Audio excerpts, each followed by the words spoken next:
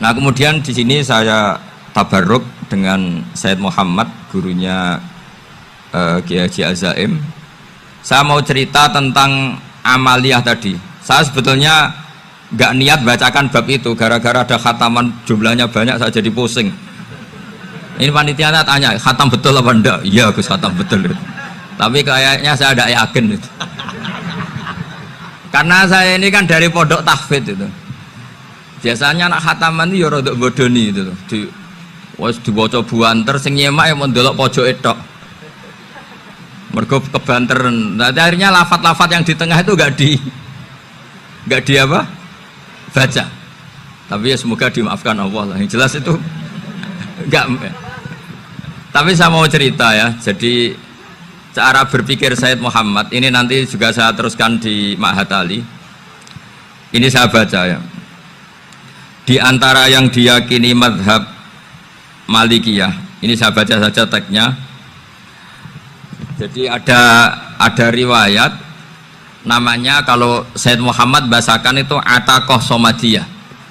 Kalau di Indonesia kadang orang bilang Al-Ataqoh Al-Kubro, yaitu dengan membaca surat Ikhlas. Di sini jumlahnya hanya 100 kali, kila 1000 kali. Tadi berapa semua? 700 juta ini sudah susuk banyak ini. Di sini hanya 40, riwayat lagi 100, 1000. Terus sampai tadi berapa? 800 juta. Wah ini sudah susuk ini. Itu anak cucu sampean pasti masuk surga itu kalau gitu. Ini saya baca, ini kitabnya Said Muhammad ini. Suratul Ikhlasi wal Itqu minan nar. Akhrajat Tabraniyu fil Kabir an Fairuz ad-Dailami wa ibnu Uftin Najasi. Wa qad khadaman Nabiyya sallallahu alaihi wasallam. Orang ini jadi khadimnya Nabi. Qala Rasulullah sallallahu alaihi wasallam, "Man qara'a qul huwallahu ahad mi'ata marratin fi shalat ghairiha kataballahu lahu bara'atan minan nar." Ini hanya berapa ini? Mi'ata marrah.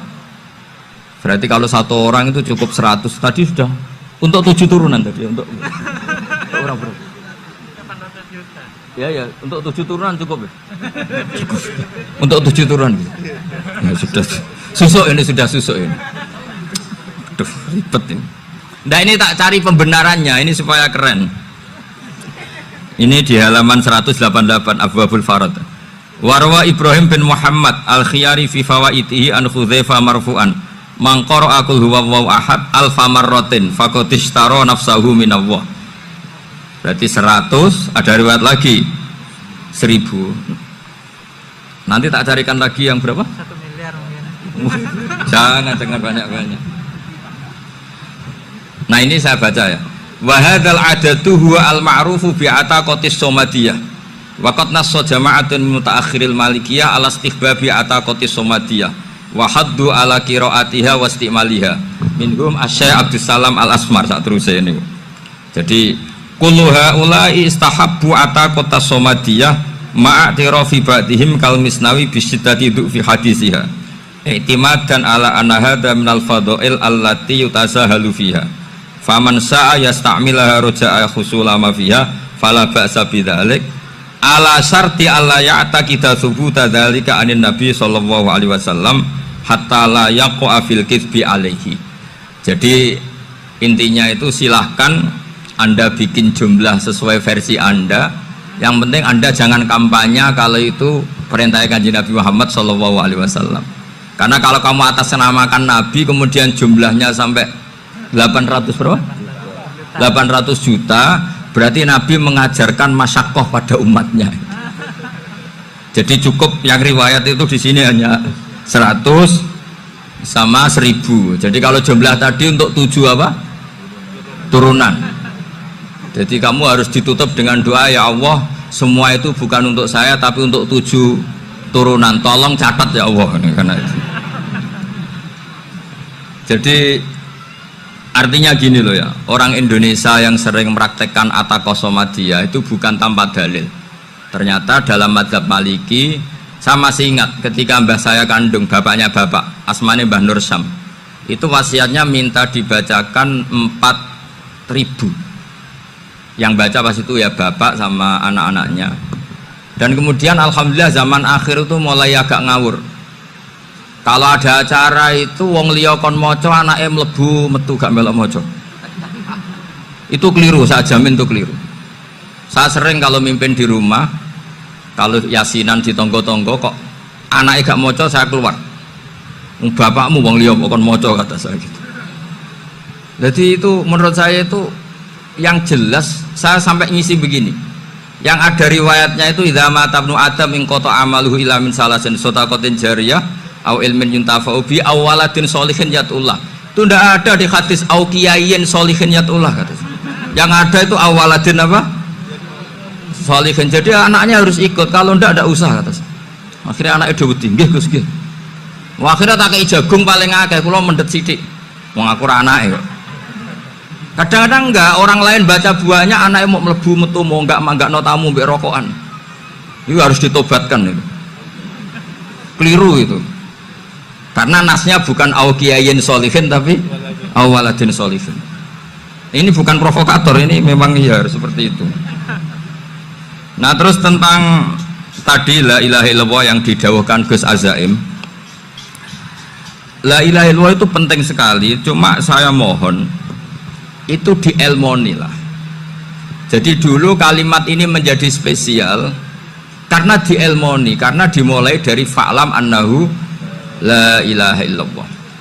Terusannya ayat tuh wastaghfir li dzambika walil mu'minina wal mu'minat. Saya ulang lagi ya. Terusannya ayat tuh wastaghfir li dzambika walil mu'minina wal mu'minat. Makanya menurut mazhab Sadili, kamu disuruh baca la ilaha illallah dulu, jangan istighfar dulu. Saya ulang lagi ya. Dalam mazhab Sadiliyah itu la ilaha illallah dulu, nggak boleh istighfar dulu. Alasannya masuk akal.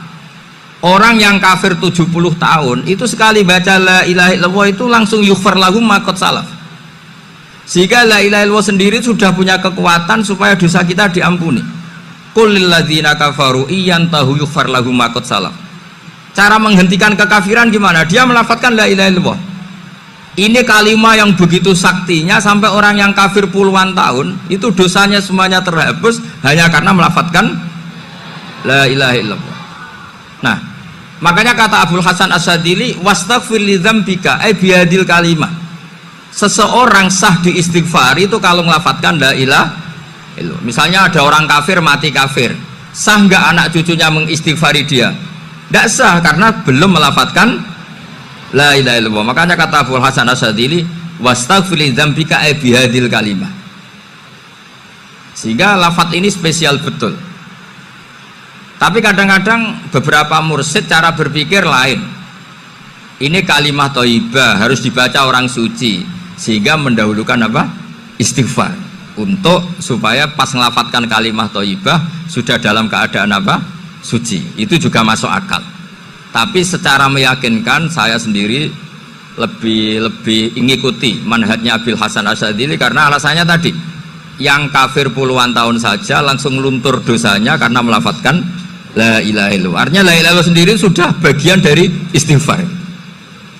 Nah, ya tadi buktinya fa'lam annahu la ilaha illallah terus wastaghfir li dzambika walil mu'minina. Jadi orang sah diistighfari itu setelah dipastikan sah tauhidnya.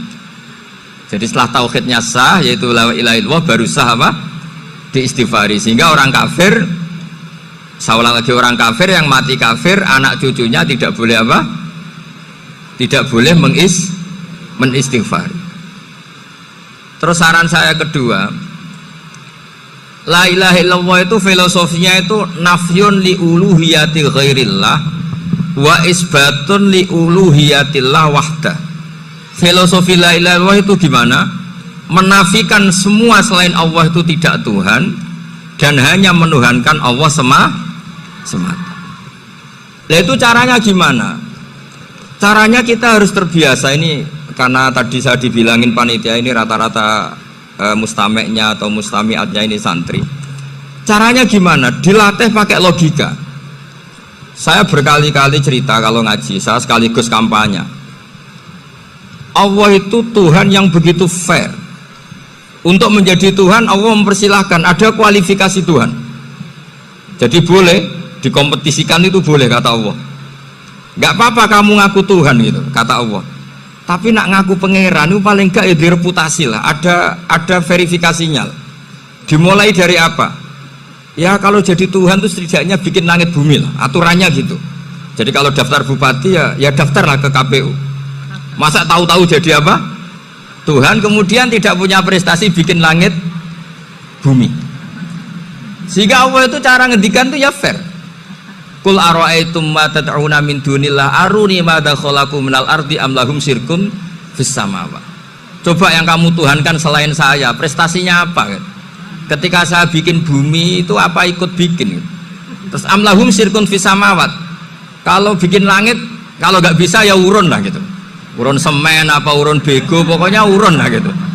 Urun ora, gawe bumi ora, ngerti-ngerti ngaku jadi pangeran itu. Kul hatu burhanakum. Jadi ya kan ya lucu kan, misalnya syarat kiai di Salafiyah kan keluarga Kiai As'ad, cucunya ngaji ngalim. Orang keluarga Kiai As'ad terus muni, aku kiai utama di Salafiyah. Oh mesti di penjara ya. Lah yo gak gawe langit bumi, gak ada prestasi terus ngaku sebagai apa? Tuhan.